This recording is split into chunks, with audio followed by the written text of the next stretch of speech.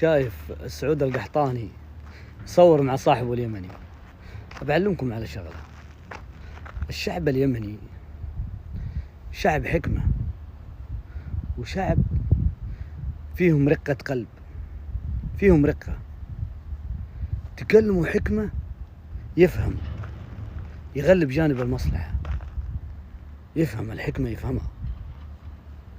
عشان كذا النبي عليه الصلاة والسلام أرسل لهم رجل واحد وما أرسل وفد، لأنه يعرف أنه الشعب هذا شعب حكمة.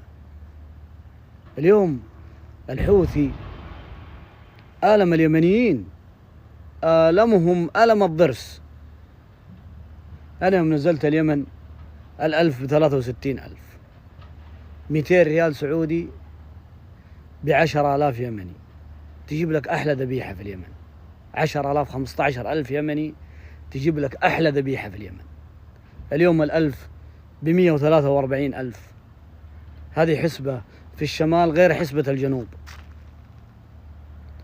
يعني اليوم الحوثي لازم يغلب جانب المصلحة وجانب الوطن وجانب الإسلام وجانب العروبة وجانب مصلحة أبنائكم، مصلحة أطفالنا.